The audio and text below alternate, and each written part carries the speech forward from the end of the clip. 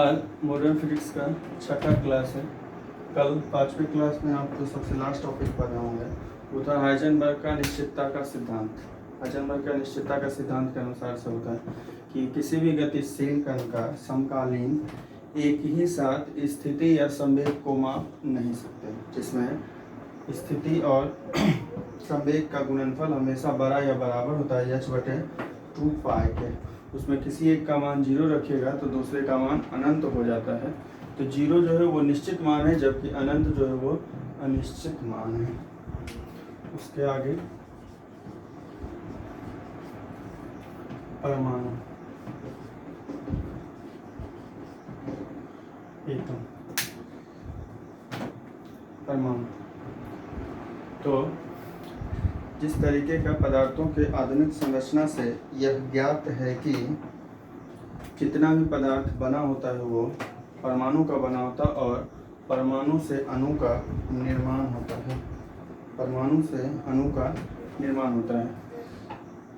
तो इसी परमाणु की संरचना से संबंधित 1804 में जॉन डाल्टन ने एक सिद्धांत दिया जिसको बोलते हैं परमाणु सिद्धांत।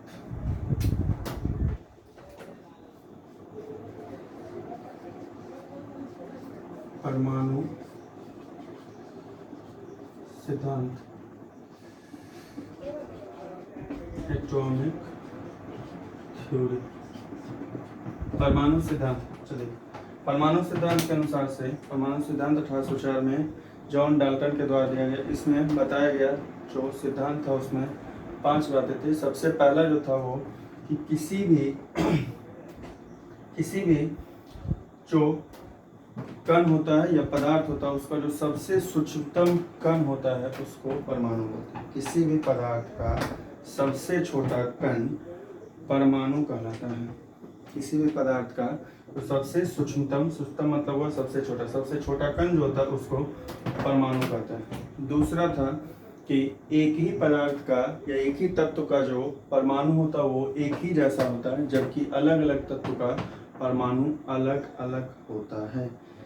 मतलब कि कोई भी पदार्थ अगर एक ही है तो उसका हर परमाणु जो होगा वो एक ही जैसा, उसमें कोई अंतर नहीं होता होगा। जबकि जब अलग अलग पदार्थ होगा तो उसके परमाणु में अंतर होता है। तीसरा था 2 या 2 से अधिक परमाणु जब मिलता है तो अणु का निर्माण होता है। 2 या 2 से अधिक परमाणु जब मिलते हैं तो अणु का निर्माण होता है। और अणु जो है, अणु में हमेशा परमाणु की संख्या पूर्ण संख्या होती है। पूर्ण संख्या करने का मतलब हुआ कि 1 के बाद होगा तो 2 ही होगा, इसके बटा वाला मतलब 1.5 या 1 और 2 के बीच में जो भी दशमलव वाला आ रहा है या बटा वाला आ रहा है वो संभव नहीं है। 1 परमाणु है तो उसके बाद अगर होगा इससे ज़्यादा होगा तो सीधे कितना परमाणु 2 होगा। 2 के बाद अगर ज़्यादा होगा तो सीधे कितना परमाणु होगा 3 परमाणु होगा। यानी कि किसी भी अणु में परमाणुओं की संख्या जो होती है वो हमेशा एक पूर्ण संख्या होती है। मतलब कभी भी परमाणु का जो संख्या होगा किसी भी अणु में वो बटा में या दशमलव में संभव नहीं है। पता है कि एक ही तत्व का जो अणु होता है वो एक जैसा होता है और अलग अलग तत्व का अणु अलग अलग होता है, क्योंकि इसके पीछे अभी पर है कि एक ही तत्व का परमाणु एक जैसा और अलग अलग तत्व का परमाणु अलग अलग होता है। तो उसी तरीके से क्योंकि अणु जो बनता है वो किससे मिलने से, परमाणु के मिलने से बनता है। इसी कारण से एक ही प्रकार का जितना पदार्थ का जितना अणु होगा वो एक जैसा होगा और अलग अलग पदार्थ का अणु जो होता है वो अलग अलग होता है। फिर जो सबसे लास्ट 5वां है वो है कि परमाणु को ना तो उत्सर्जित किया जा सकता और ना ही नष्ट किया जा सकता है। यानी कि परमाणु का ना तो हम बना सकते हैं, निर्माण कर सकते हैं, और ना ही उसे खत्म कर सकते हैं। तो परमाणु सिद्धांत में 5 पॉइंट हैं जो परमाणु सिद्धांत दिया गया है जॉन डाल्टन के द्वारा 1804 में। इसमें जो सबसे पहला है वो है कि परमाणु जो है वो किसी भी पदार्थ का सबसे छोटा कण होता है। यानी किसी भी पदार्थ का जो सबसे छोटा कण या छोटा सूक्ष्मतम कण होता है उसको क्या बोलते हैं, परमाणु बोलते हैं। दूसरा है कि एक ही तत्व का जितना भी परमाणु होता है वो एक जैसा होता है, जबकि अलग अलग तत्व का परमाणु जो होता है वो अलग अलग होता है। तीसरा है कि दो या दो से अधिक जब परमाणु मिल जाते हैं तो उस निर्माण को अणु बोलते हैं। यानी कि दो या दो से ज़्यादा परमाणु के मिलने से जो बनता है उसको अणु बोलते हैं। और अणु में हमेशा परमाणु की संख्या पूर्ण संख्या होती है। कहने का मतलब पूरा का पूरा अंक होगा, एक के बाद दो होगा, दो के बाद तीन होगा, तीन के बाद चार होगा, इस तरीके का होगा। बीच वाला कभी दशमलव या बटा वाला मान जो है वो संभव नहीं है। और फिर अगला चौथा है कि एक ही तत्व का जो अणु होता है वो एक जैसा होता है और अलग अलग तत्व का अणु अलग अलग होता है, क्योंकि अणु बनता है परमाणु के मिलने से। और परमाणु के बारे में पीछे पढ़ चुके हैं, अभी तो पीछे जो दूसरा पॉइंट था कि एक ही तत्व का परमाणु जो होता है वो एक जैसा होता है, अलग अलग तत्व का परमाणु अलग अलग होता है। तो अणु के मिलने से ये परमाणु के मिलने से अणु बनता है। इसी कारण से एक ही तत्व का जितना भी अणु होगा वो एक जैसा होता है और अलग अलग तत्व का अणु अलग अलग होता है। और पांचवा है कि परमाणु को ना तो हम बना सकते हैं और ना ही उसे खत्म कर सकते हैं। यानी परमाणु को ना तो उत्सर्जित कर सकते हैं और ना ही उसे नष्ट कर सकते हैं। तो ये था परमाणु सिद्धांत।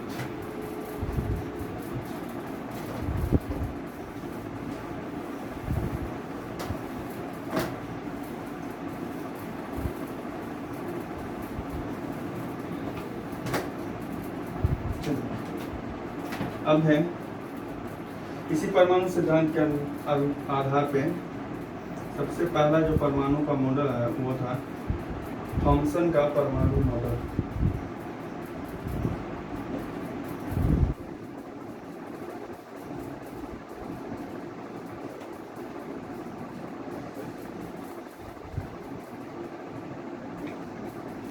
थॉमसन्स एटॉमिक मॉडल 1804 में जो परमाणु सिद्धांत दिया गया उसी के आधार पे 1904 में जे थॉमसन ने परमाणु का एक मॉडल प्रस्तुत किया, जिसको बोलते हैं थॉमसन का परमाणु मॉडल या थॉमसन का परमाणविक मॉडल या प्लम पुडिंग मॉडल। यानी कि थॉमसन के परमाणु मॉडल का ही एक अलग नाम है प्लम पुडिंग मॉडल। 1804 में जो परमाणु सिद्धांत दिया गया उसी आधार पे 1904 में जे थॉमसन ने एक परमाणु का मॉडल प्रस्तुत किया, जिसको बोलते हैं थॉमसन का परमाणु मॉडल, थॉमसन का परमाणविक मॉडल या प्लम पुडिंग मॉडल। इस मॉडल के अनुसार बताया गया कि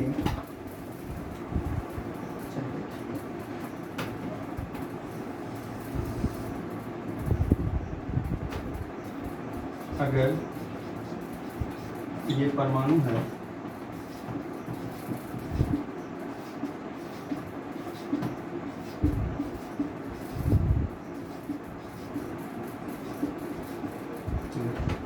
अगर ये परमाणु है तो ये जो माइनस वाला दिख रहा है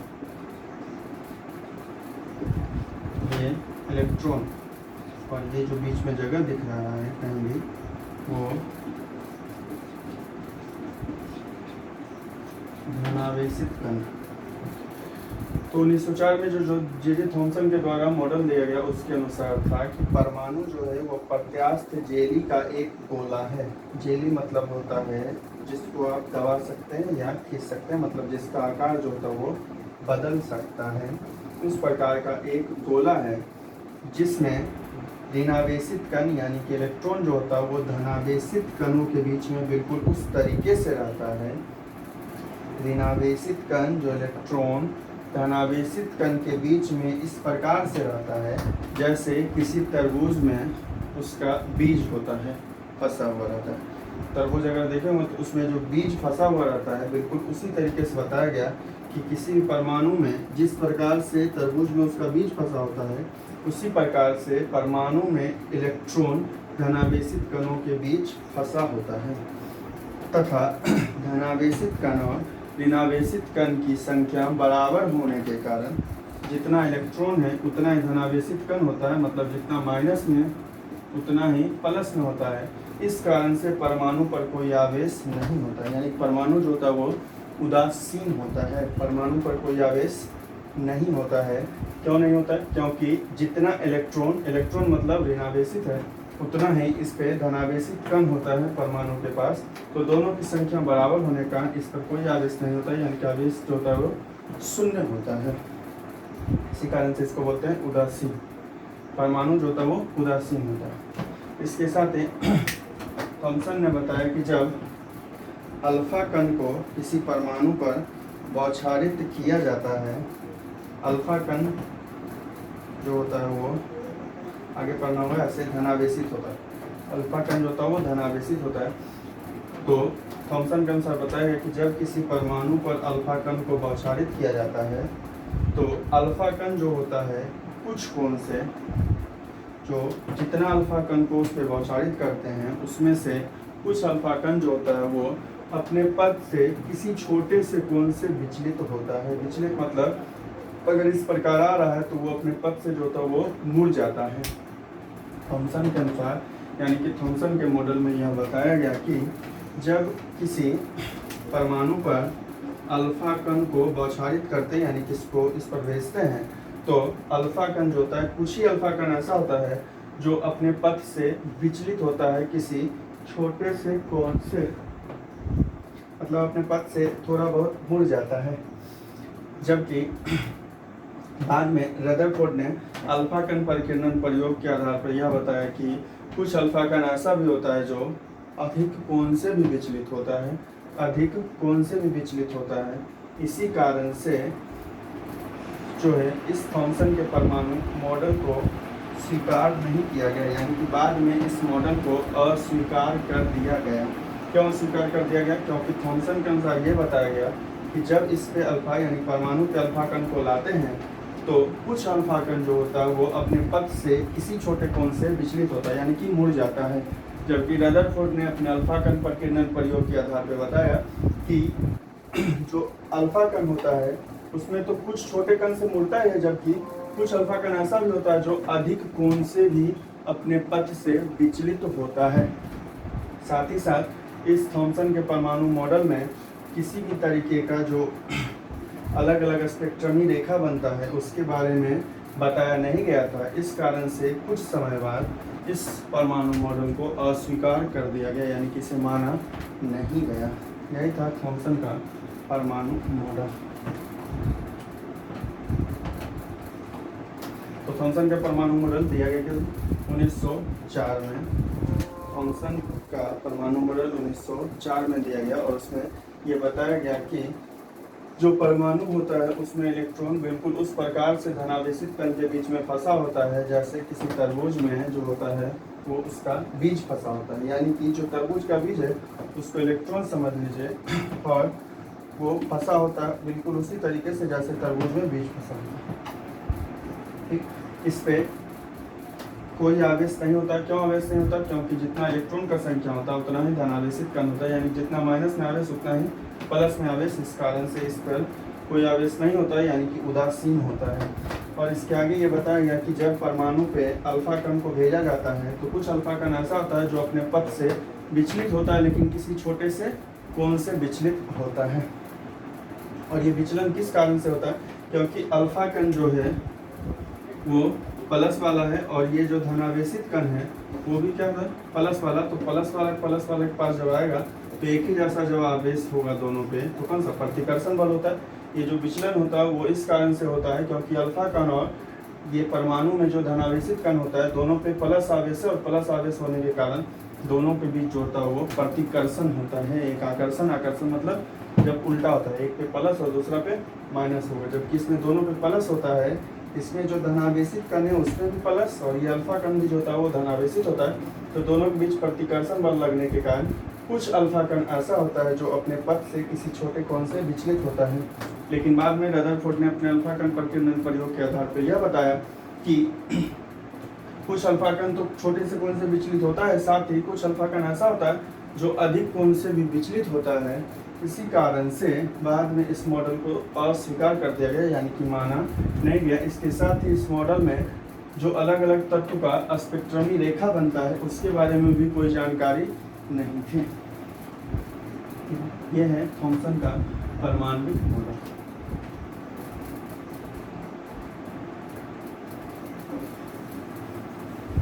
अब इस मॉडल के बाद रदरफोर्ड का अल्फा कण परिकीर्णन प्रयोग, पहले प्रयोग, उसके बाद फिर उसी आधार पर उन्होंने परमाणु मॉडल लिखा।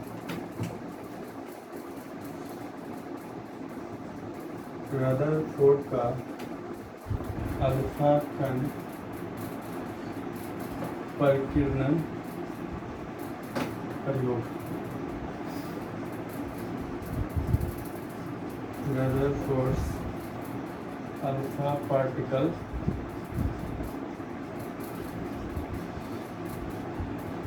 स्कैटरिंग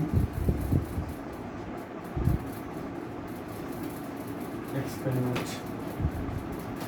तो पर थॉमसन का जो परमाणु मॉडल आया उसके बाद से रदरफोर्ड का अल्फा कण परिकीर्णन आया 1911।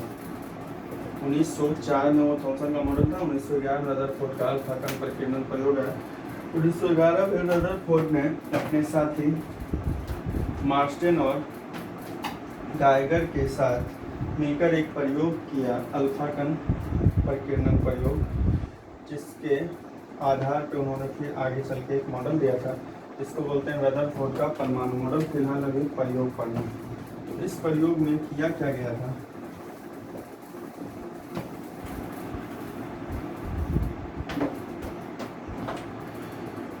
एक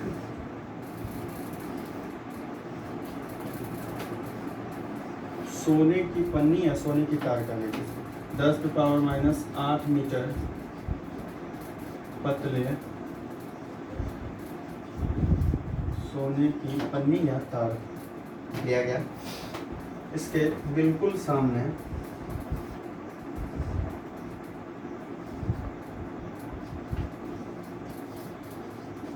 शीशे का कोई प्लेट है जिसमें अल्फा कण का कुंड, और इसके बिल्कुल सामने ये जो पर्दा है वो पूरा वृत्ताकार है।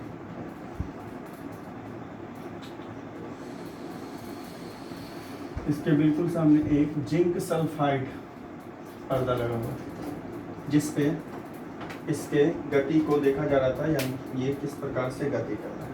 तो होता क्या है, अल्फा कणों मतलब जो रदरफोर्ड का प्रयोग था उसमें एक 10⁻⁸ मीटर पतले सोने की पन्नी ली गई, उसके बिल्कुल ठीक सामने जिंक सल्फाइड का एक पर्दा लगाया गया था जो पूरा वृत्ताकार था, मतलब चारों तरफ, और यहाँ पे कोई अल्फा कणों का पुंज था, मतलब जिससे अल्फा कण बाहर की ओर निकलेगा। अल्फा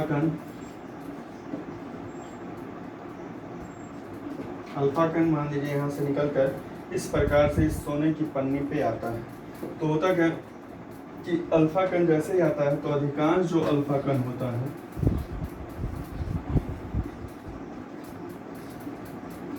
अधिकांश अल्फा कण बिना विचलित हुए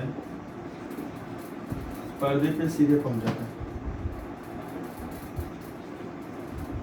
पर्दे पर पहुंच जाता है।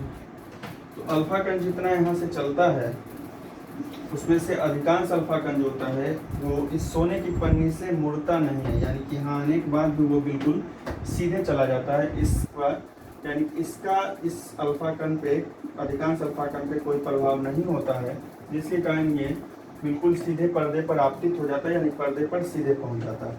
इसमें से कुछ अल्फा कण ऐसा होता है जो किसी कोण से विचलित होता है, कुछ अल्फा कण किसी छोटे या अत्यल्प छोटे कोण से विचलित होकर पर्दे पर पहुंचते हैं। तो अधिकांश अल्फा कण होता है वो बिल्कुल सीधा चलाता है यहाँ पे पर्दे पे, जिंक सल्फाइड वाले पर्दे पे, जबकि कुछ अल्फा कण ऐसा होता है जो कुछ कोण से यानी किसी छोटे से कोण से विचलित तो होकर पर्दे पर पहुंचता है। जबकि लगभग 8000 अल्फा कणों में एक कण ऐसा होता है लगभग 8000 अल्फा कण में एक कण वापस लौट जाता है। चलिए, तो रदरफोर्ड के अल्फा कण पर के प्रयोग में क्या था, उन्होंने ये प्रयोग किया था 1911 में अपने सहयोगी मार्स्टन और गाइगर के साथ।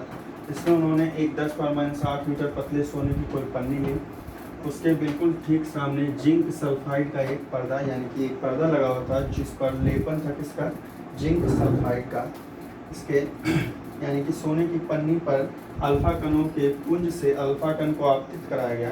तो ये देखा गया कि अल्फा कण में से अधिकांश अल्फा कण जो होता है वो सोने की पन्नी से विचलित ना होते हुए पर्दे पे सीधे पहुंच जाता है। मतलब इस सोने की पन्नी का इस पर कोई प्रभाव नहीं पड़ता, इससे विचलित नहीं होता है और वो बिल्कुल पर्दे पर पहुंच जाता है बिना विचलित हुए। इसमें से कुछ अल्फा कण ऐसा होता है जो किसी छोटे से कोण से विचलित होता है अपने पथ से और फिर पर्दे पर पहुंचता है, जबकि लगभग 8000 अल्फा कण में एक कण ऐसा होता है जो 90 डिग्री या उससे ज़्यादा से 90 डिग्री या 180 के बीच से वापस यानी कि पुनः अपने रास्ते पर लौट जाता है। 90 डिग्री या उससे अधिक से विचलित होकर 180 डिग्री से वापस अपने रास्ते पे लौट जाता है। अब इसी प्रयोग के आधार पे रदरफोर्ड ने अपने प्रयोग के आधार पे बताया कि पहले ध्यान से इस फिगर को समझिए। ये अल्फा कण का पुंज है, ये 10⁻8 मीटर पतले सोने की पन्नी है और इसके ठीक सामने जिंक सल्फाइड पर्दा होता है जो पूरा वृत्ताकार है, मतलब चारों तरफ। अब जो अल्फा कण यहाँ से निकलता है उसमें से अधिकांश अल्फा कण जो होता है वो इससे विचलित नहीं होता, मतलब उसके रास्ते में कहीं कोई बदलाव इसके कारण से नहीं आता, सोने की पन्नी के कारण से कोई बदलाव नहीं आता है और बिल्कुल सीधे पहुंच जाता है पर्दे पर। कुछ अल्फा कण ऐसा होता है जो किसी छोटे कोण से मुड़ता है और फिर पहुंचता है पर्दे पर, और लगभग 8000 अल्फा कण में एक कण ऐसा होता है जो 90 डिग्री या उससे ज़्यादा कोण से विचलित होकर पुनः वापस लौट जाता है, यानी कि फिर से जिस रास्ते को वो गया था उसी रास्ते पे वापस लौट जाता है। अब इसी प्रयोग के आधार पे रदरफोर्ड ने जो बताया वो बताया सबसे पहला, तो 3 इसी में दिख रहा है आपको। सबसे पहला कि अधिकांश अल्फा कण जो होता है वो बिना विचलित हुए सीधे पर्दे पर पहुंच जाते हैं, यानी कि सोने की पन्नी से अल्फा कण पर, अधिकांश अल्फा कण पर कोई प्रभाव नहीं पड़ता, यानी कि उसके रास्ते में कोई बदलाव नहीं आता और वो सीधे जिंक सल्फाइड पर्दे पर पहुंच जाता है। कुछ अल्फा कण किसी छोटे कोण से विचलित होते हैं और फिर पर्दे पर पहुंचते हैं। और तीसरा है लगभग 8000 अल्फा कण में एक अल्फा कण ऐसा होता है जो पुनः वापस लौट जाता है 90 या उससे अधिक डिग्री का कोण बनाते हुए 180 डिग्री के कोण से वापस लौट जाता है। और जो चौथा था 3 तो उसी में समझ लीजिए, फिगर में ही था। प्रयोग के आधार पे तो रदरफोर्ड ने बताया पहला कि अधिकांश अल्फा कण जो होता है वो सोने की पन्नी से विचलित नहीं होता है और पर्दे पे सीधे पहुंच जाता है। दूसरा, कुछ अल्फा कण ऐसा होता है जो किसी छोटे कोण से विचलित होता है और पर्दे पर पहुंचता है। तीसरा, लगभग 8000 अल्फा कणों में एक अल्फा कण ऐसा है जो 90 डिग्री या 180 डिग्री के बीच में कोण बनाते हुए पुनः वापस लौटता है, जिस पथ पे मतलब जैसे जाता है उसी पथ पे वापस 180 डिग्री के कोण से लौट जाता है। और जो चौथा था कि जो जिंक सल्फाइड पर्दा है उसके प्रति एकांक क्षेत्रफल पर अगर अल्फा कणों की संख्या n हो और विचलन कोण थीटा हो तो n व्युत्क्रमानुपाती होता है sin पे पावर 4 θ/2 पे। 3 जो फिगर में ही आपको दिख रहा है, पहला कि अधिकांश अल्फा कण बिना विचलित हुए सीधे गुजर जाता है। दूसरा, कुछ अल्फा कण किसी छोटे कोण पर विचलित होता है और पर्दे पर पहुंचता है।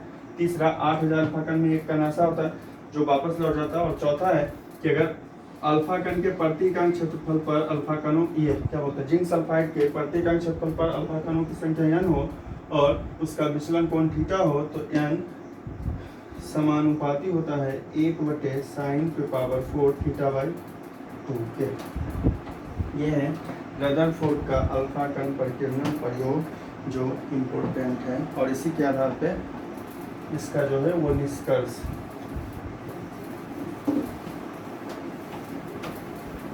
तो ये प्रयोग था। अब इसी में नीचे में लिखा हुआ होगा, कॉपी में देखिएगा, निष्कर्ष या कंक्लूजन जिसको बोलते हैं। तो रदरफोर्ड ने अल्फा कण परिकीर्णन प्रयोग के आधार पे जो निष्कर्ष दिया, सबसे पहला ये बताया कि चूंकि अधिकांश अल्फा कण बिना विचलित हुए, सोने की पन्नी से बिना विचलित हुए पर्दे पर सीधे आपतित हो जाते हैं। इसका मतलब है कि किसी भी परमाणु का अधिकतर भाग जो होता है वो खाली होता है।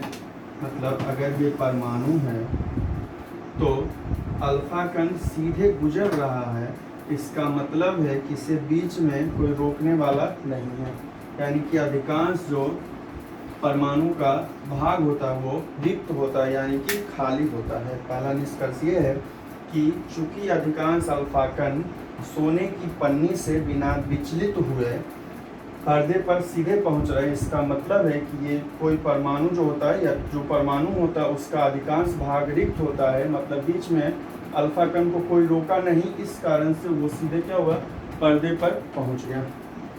दूसरा है कि जो कुछ अल्फा कण किसी छोटे कोण से गुजरते हैं, मतलब किसी छोटे कोण से विचलित होते हैं, तो अल्फा कण के विचलित होने के लिए कोई धनावेशित कण ही चाहिए, क्योंकि अल्फा कण धनावेशित है तो वो तभी मुड़ेगा, अपने पथ से तभी मुड़ेगा जब सामने में भी प्रतिकर्षण तभी होगा जब सामने वाला भी क्या होगा, प्लस वाला होगा आवेश तब, क्योंकि माइनस वाला होगा तो आकर्षण होगा, आकर्षण में दोनों एक दूसरे की तरफ चला जाएगा। तो कुछ अल्फा कण जो होता है वो किसी छोटे कोण से विचलित होते हैं, इसका मतलब है कि परमाणु का जो होता है समस्त द्रव्यमान और धनावेश, समस्त द्रव्यमान और धनावेश परमाणु के केंद्र में एक छोटे से भाग में स्थित है, जिसको केंद्र का नाभिक कहते हैं।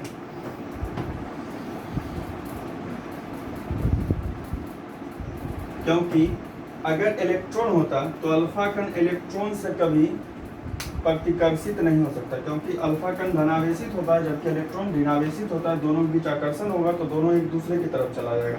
तो कुछ अल्फा कण जो किसी छोटे कोण से विचलित हुआ है तो अधिकांश तो खाली जगह में बिल्कुल चला जाता है, और कुछ अल्फा कण जो किसी छोटे कोण से विचलित होता है, इसका मतलब है कि अल्फा कण धनावेशित है तो इसे प्रतिकर्षित करने वाला भी धनावेशित होना चाहिए। तो उन्होंने बताया कि इसके केंद्र में एक छोटे से भाग में उसका समस्त धनावेश और द्रव्यमान स्थित होता है, जिसका नाम उन्होंने नाभिक दिया।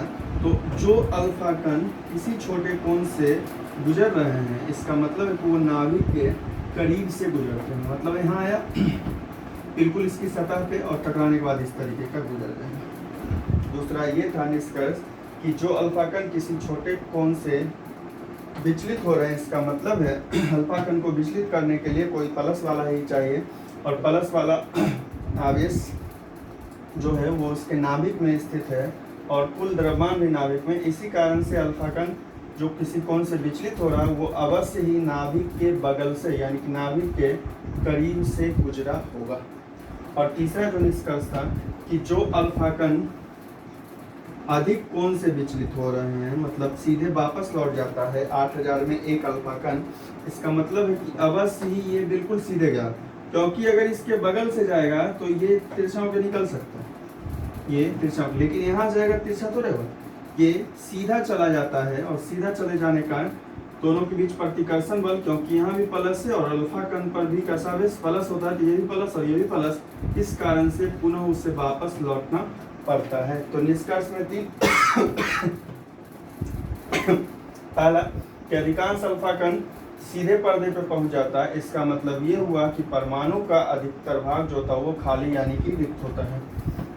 दूसरा, कुछ अल्फा कण जो किसी छोटे कोण से विचलित होता है, और अल्फा कण को विचलित करने के लिए कोई धनावेशित कण ही चाहिए, चूंकि इलेक्ट्रॉन पे ऋणावेशित कण है और उसका द्रव्यमान जो है वो अल्फा कण की तुलना में बहुत छोटा है, इस कारण से वो कभी इलेक्ट्रॉन से प्रतिकर्षित नहीं हो सकता है। तो जो परमाणु का कुल धनावेश होता है वो उसके केंद्र में एक छोटे से भाग में रहता है, जिसका नाम रदरफोर्ड ने नाभिक दिया। और जो किसी छोटे कोण से गुजर रहा है, इसका मतलब है वो कहाँ किसके बगल से गुजर रहा होगा, नाभिक के करीब से गुजरता होगा, जिसके कारण वो करीब से गुजरने से किसी छोटे कण से अपने पथ से विचलित हो जाता है। और जो तीसरा है कि जो अल्फा कण वापस 8000 कण में एक कण जो वापस लौटता है वो अवश्य ही नाभिक के बिल्कुल कैसे चला जाता होगा, सीधे चला जाता होगा, क्योंकि अल्फा पे भी प्लस और इसके अंदर जो धनावेशित कण है उस पर भी प्लस। तो अगर बगल से जाएगा तब तो ये बगल से मतलब किसी छोटे कोण पर विचलित होकर गुजर जाता है, लेकिन अगर इसके सीधे चला जाता है तो उसे वापस सीधे ही लौटना पड़ेगा, क्योंकि यहाँ से विचलित होने का कोई जगह नहीं बचा होगा। ये जब लौटेगा जाएगा तो वापस लौटने पर ये कहाँ होगा, इस तरफ ही विचलित होकर लौट जाता है। ये था रदरफोर्ड का अल्फा कण पर किरण प्रयोग और उसका निष्कर्ष। तो प्रयोग में जो प्रयोग है वही वाला निष्कर्ष है। समर्थक प्रयोग के अनुसार में पहला बताया गया कि अधिकांश जो अल्फा कण होता है वो बिना किसी विचलन के पर्दे पर सीधे पहुंच जाता है। कुछ अल्फा कण ऐसा होता है जो किसी छोटे कोण से विचलित होता है। तीसरा है लगभग 8000 अल्फा कण में एक अल्फा कण ऐसा होता है जो पुनः वापस लौट जाता है। और चौथा था कि अल्फा कण जो है पर्दे पे प्रति एकांक क्षेत्रफल पे अगर संख्या n हो और विचलन कोण थीटा हो तो n व्युत्क्रमानुपाती होता है sin पे पावर 4 थीटा बाय 2 पे।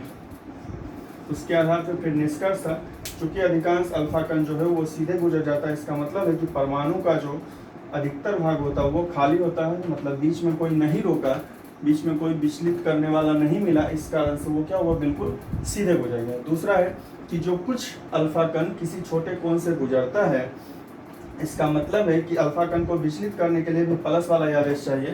तो जो गुजर रहा है किसी छोटे कोण से, तो किसी परमाणु का कुल धनावेश और द्रव्यमान जो होता है वो उसके केंद्र में, यानी कि बीचों बीच उसके केंद्र में एक छोटे से भाग में स्थित होता है, जिसका नाम रदरफोर्ड ने नाभिक दिया। और जो किसी छोटे कोण से गुजर रहा है, इसका मतलब है कि वो नाभिक के बगल से यानी नाभिक के अत्यंत करीब से गुजर रहा होगा।